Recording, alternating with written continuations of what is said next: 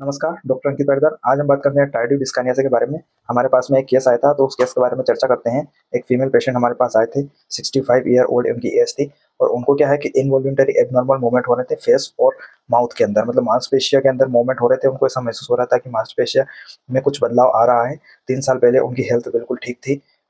बस उनको न्यूसिया और कॉन्स्टिपेशन की प्रॉब्लम थी, तो मेटोक्लोप्रोमाइड एक टैबलेट रहती है, तो उससे रिलीफ मिल रहा था, तो वो उनको ले रहे थे।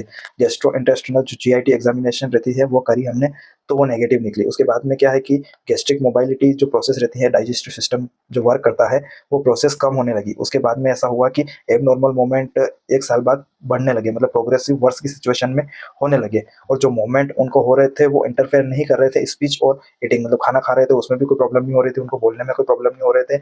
और स्पाज्म की पोजीशन उनको बन रही थी नेक और बैक एरिया में।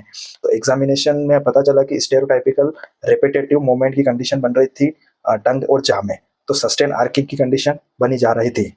तो डायग्नोसिस इसमें बना है टार्डिव डिस्काइनेसिया का। तो हमने डिसकंटिन्यूएशन किया इसका मेटोक्लोप्रोमाइड का और ट्रीटमेंट स्टार्ट किया बेंजोडाइजेपिन और बेक्लोकाइन के साथ में, जो मसल रिलैक्सेंट का काम करती है।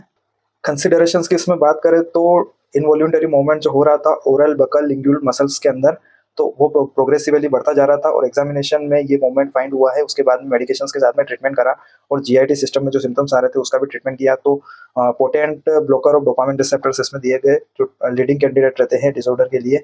उसके बाद में आइडियोपैथिक और जेनेटिक डिस्टोनिया और टार्टिव डिस्काइनेसिया के लिए डिफरेंशियल डायग्नोसिस बनाया गया। उसके बाद में क्या है कि समय के साथ में मेडिकेशंस के अंदर डोपामिन रिसेप्टर जो ब्लॉकर्स रहते हैं वो दिए गए। उसके बाद में क्या है कि कुछ मेडिसिन साइड इफेक्ट भी काज करती हैं, तो इसकी अप्रोच के बारे में समझते हैं।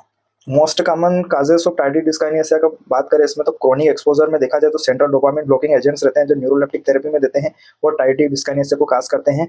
और इसमें देखा गया है कि ब्लॉकेज जो रिसेप्टर रहते हैं डोपामिन एंटागोनिस्ट रहते हैं, वो अप रेगुलेशन करते हैं एक्यूट इवेंट का और टाइम के साथ केस में वर्क नहीं करते हैं। तो क्लिनिकल केसेस में ऐसी कंडीशंस बनती रहती है, एक्यूट डिस्काइनेसिया कंडीशन बनती है, एक्यूट सॉरी डिस्टोनिया की कंडीशन बनती है, एक्यूट एकानेसिया और ड्रग इंड्यूस्ड पार्किंसंस की कंडीशंस भी बनती है। और क्रोनिक कंडीशन में इसकी बात करें तो टार्डिव डिस्काइनेसिया, टार्डिव डिस्टोनिया और टार्डिव एकेसिया। उसके बाद पेरियोटल रेमल रेबिट सिंड्रोम की कंडीशंस भी इसमें बनती है। अनकॉमन सिम्टम्स बहुत सारे कंडीशंस रहती है जो बनती हैं। Thank you.